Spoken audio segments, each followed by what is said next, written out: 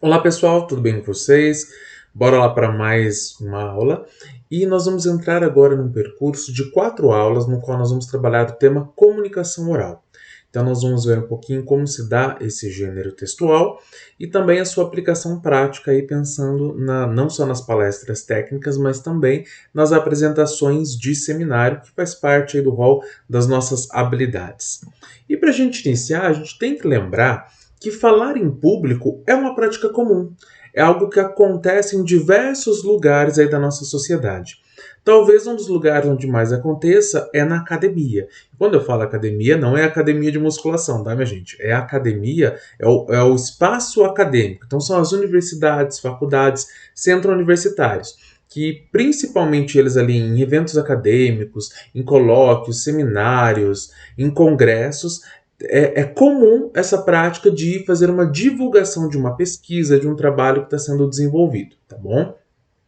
E para vocês, né, que são aí estudantes universitários, mais ainda porque durante as aulas, e não só nesta disciplina, mas em todas as disciplinas, em todo o seu percurso acadêmico, vão atuar a partir também de apresentação de trabalhos e de seminários. Por isso que é importante nós compreendermos como se dá o processo de construção da comunicação oral.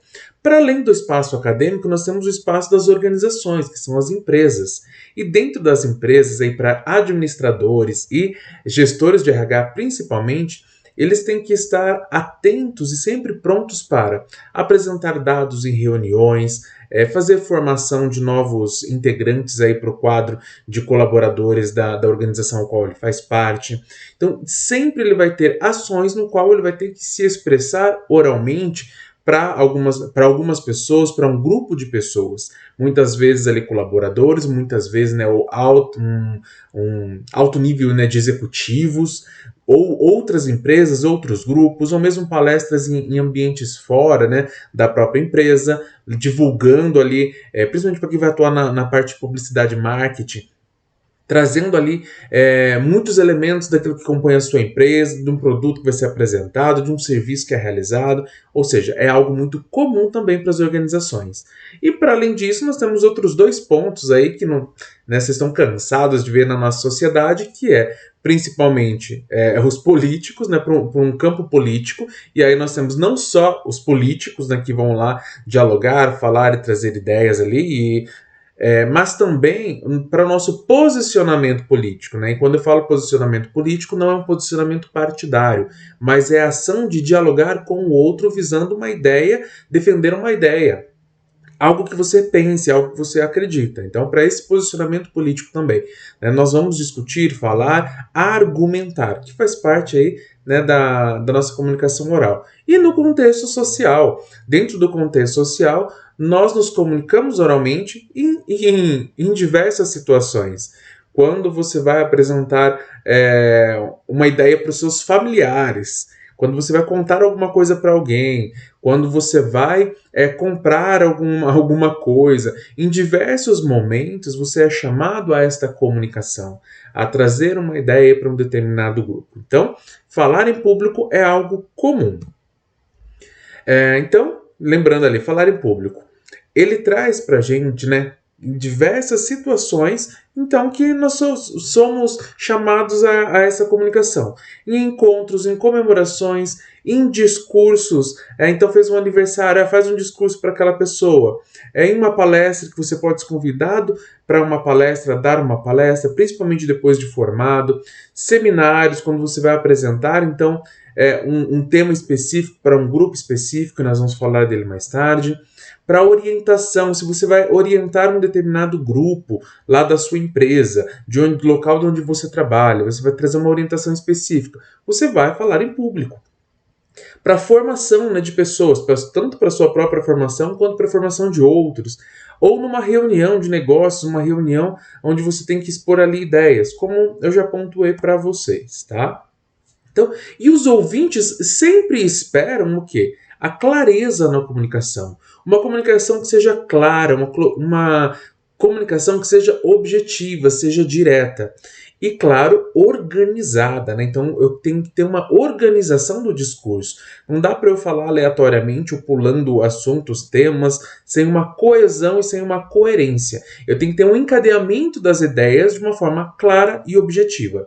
E muitas vezes medo, insegurança, despreparo, e principalmente o despreparo técnico, ou então uma exposição muito monótona, confusa, né, desorganizada, vai trazer ali para o ouvinte, né, um cansaço muito grande. É perceptível quando a pessoa tem medo e insegurança, porque ela fica tremendo, ela não sabe o que fala, ela gagueja, ela esquece, né? Sabe o branco que dá na cabeça? É justamente isso. Mas também pode dar isso por conta do despreparo. Se você sabia que você tinha que falar alguma coisa e não estudou aquele tema, não estudou aquele assunto, aí chega na hora, você não tem de onde tirar informações. Então, é algo que vai atrapalhar ali o seu desenvolvimento. Ou então uma exposição, né, a monótona e confusa, é justamente aquela fala, sabe aquela pessoa que mantém o mesmo tom de fala e continua falando, falando, falando, e aquele negócio não vai, não tem dinâmica, é algo que não movimenta, então é algo que dá sono, cansaço? É o que acontece. E aí nós temos uma tirinha para a gente pensar um pouquinho sobre isso, né?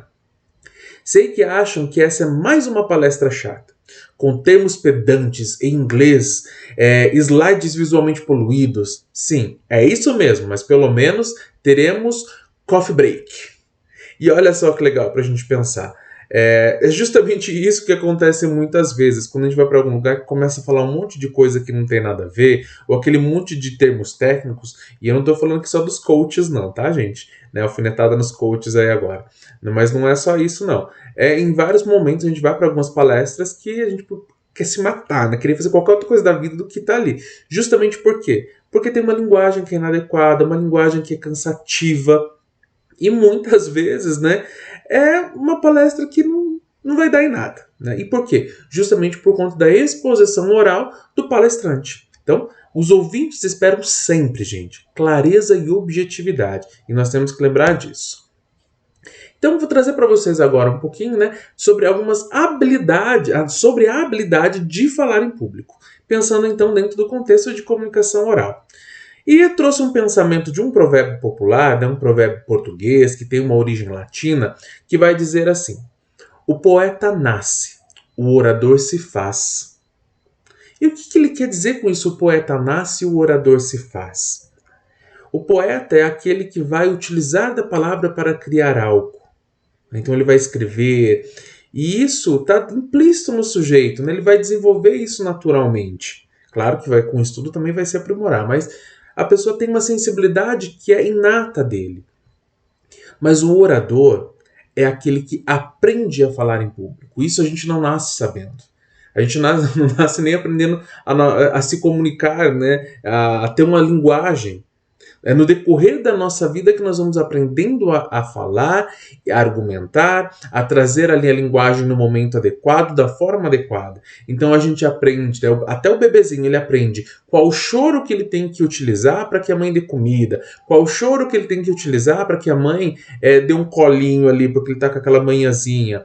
Né? E isso não é diferente de nós. Nós sabemos como falar ali com os nossos familiares, com a nossa namorada, com a nossa esposa, ou né, com o esposo, com o namorado. Você sabe a maneira correta de colocar as palavras, o momento de colocar as palavras. E isso é ser orador. Né? E por isso que se constitui, porque é no decorrer do contexto histórico e cultural. E aí nós vamos lembrar um pouquinho da disciplina de oratória, que tem um início para nós, né, pensar numa organização mais clássica, no período greco-romano. Então, os gregos e os romanos são os que mais, podemos dizer assim, desenvolveram, né, as ideias e possibilidades de oratória e de retórica. Tá? Mas a gente não vai entrar nos meandros aí da questão da oratória. E porque tem técnicas para a gente conversar, tem técnicas para a gente falar em público, tem posturas que nós temos que nos adequar para que nós possamos apresentar melhor algumas ideias. E isso tudo é feito com muito treino e com muita prática. Então, esperar que do primeiro seminário que a gente vai fazer na vida vai sair perfeito, lindo e maravilhoso, gente, não vai. Né? A gente que fala em público já há muitos anos, né? Até agora a gente não é perfeito, mas a gente tenta aprimorar esse processo. Mas sem treino e sem prática não há desenvolvimento. E para quem tiver mais interesse aí, nós temos esse sujeitinho aí, o Demóstenes, que foi aí um dos principais oradores da história, tá? Ele era um político ateniense que viveu lá em 384, entre 384 e 322 a.C. E é muito interessante a gente ver, né? Porque no período greco-romano, a participação pública do sujeito era extremamente importante. Era isso que dava poder a ele de cidadão. Então, ele poder falar em público. Então, esse movimento político, que principalmente Demóstenes tem, ele traz para a gente dentro da filosofia e dentro desse comportamento da oratória, ele vem para nos fazer compreender que para sermos sujeitos nós temos que falar. Temos uma boa oratória e uma boa retórica. Sabermos falar e sabermos responder da maneira adequada. Então, quem tiver interesse, dá uma olhadinha em Demóstenes. Mas o que é falar em público, então? O que a gente está chamando de falar em público? Falar em público, a gente nada mais é do que falar para um grupo, uma plateia ou uma multidão de pessoas.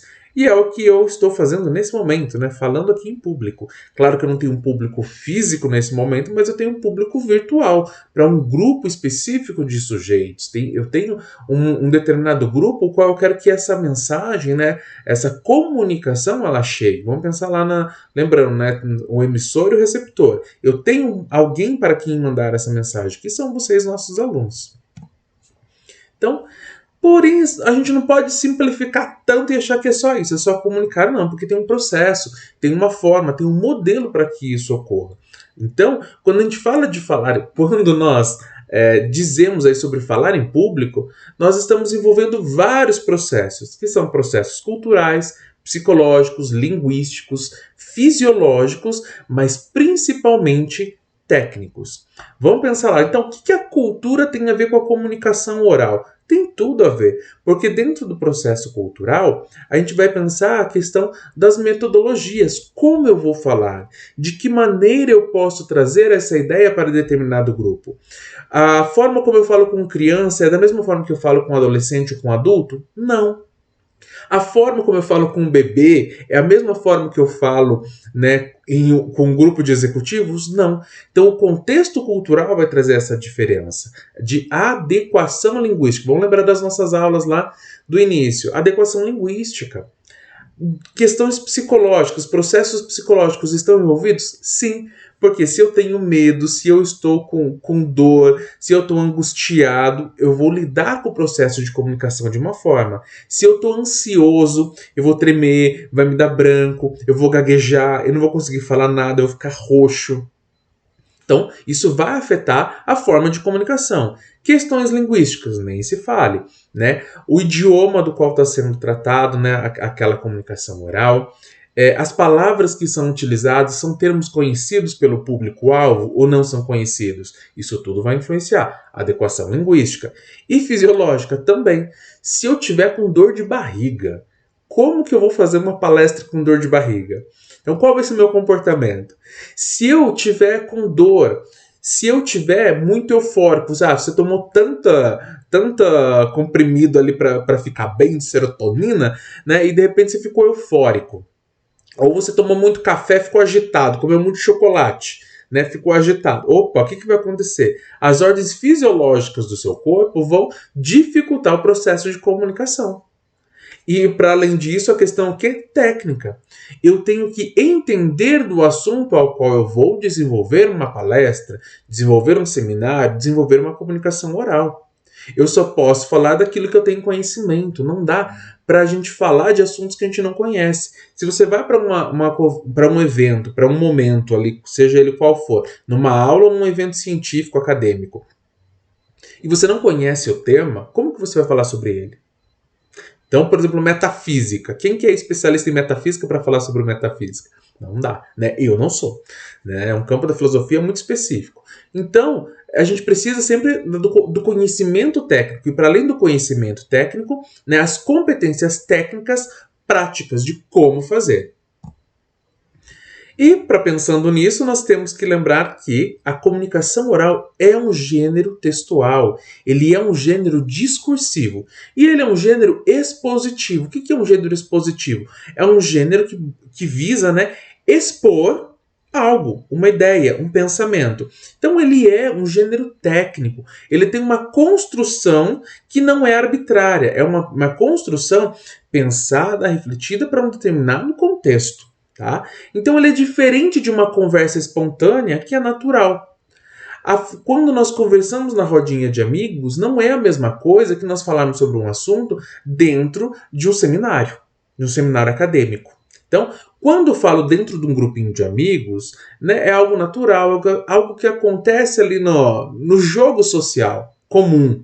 A fala é sempre coletiva, é de todos. Todo mundo fala, todo mundo pergunta, né? Existe ali os momentos de intercalar a fala, então eu falo, depois o amigo fala e eu ouço. É um processo de diálogo. Existe então essa alternância entre falante e ouvinte. Né? E não há uma preocupação, no contexto de conversa, não há uma preocupação, por exemplo, com a qualidade do discurso. Então você não está preocupado se tem uma sequência lógica naquilo que está sendo falado. Você não está preocupado de ficar lá, então, né, que são as hesitações, ou então as repetições. Repetir a mesma palavra, repetir às vezes o mesmo trechinho ali da conversa que está sendo feita. Você não está preocupado com os erros gramaticais que você comete ao falar. Você não está preocupado com as gírias que você coloca. E aí, mano, cara, meu, né, colega, amigo, brother. Muitas vezes você vai trazendo essas gírias. Você não está preocupado com uma linguagem chula. Então, muitas vezes você pode utilizar ali um palavrão sem ter a intenção de ser ofensivo, né? Mas é algo que acontece nessa comunicação comum, natural com os colegas. Existe muitas vezes uma falta de sequência lógica, então você não traz uma organização temporal, né, para sua fala. Você vai falando, vai falando. E gestos e expressões corporais exagerados nem precisa falar, né? A gente mexe, a gente fala, a gente mexe com o corpo, bate nas costas do amigo, e então não há uma preocupação. Isso é o que a gente vai chamar de conversa. É um contexto de comunicação oral? Sim. Mas é um diálogo, é um tipo de texto, tá? Então é uma forma de um gênero textual específico. Mas e falar em público? Quando eu trago que falar em público, o que é isso então? Existe uma preocupação, né? Porque quando a gente fala em público, geralmente a gente é o único falante.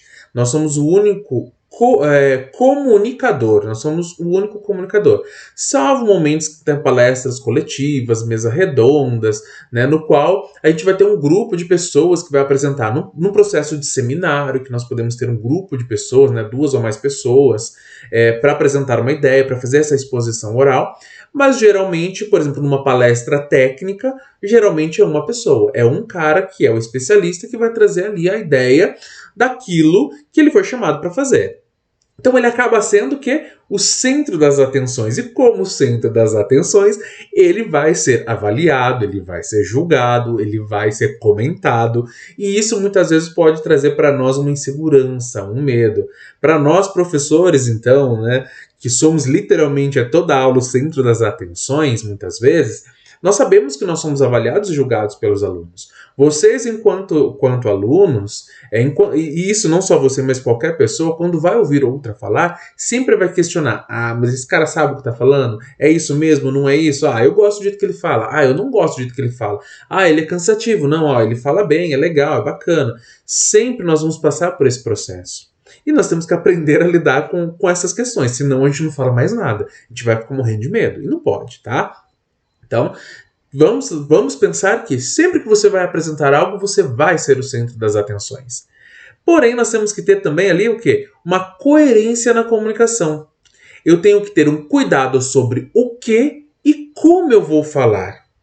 Mas por que eu tenho que ter um cuidado sobre o que e como eu vou falar? Porque quando eu comunico, mais do que informar, a tarefa fundamental do orador, do comunicador, é de natureza estratégica. E o que quer dizer isso? É persuadir o público.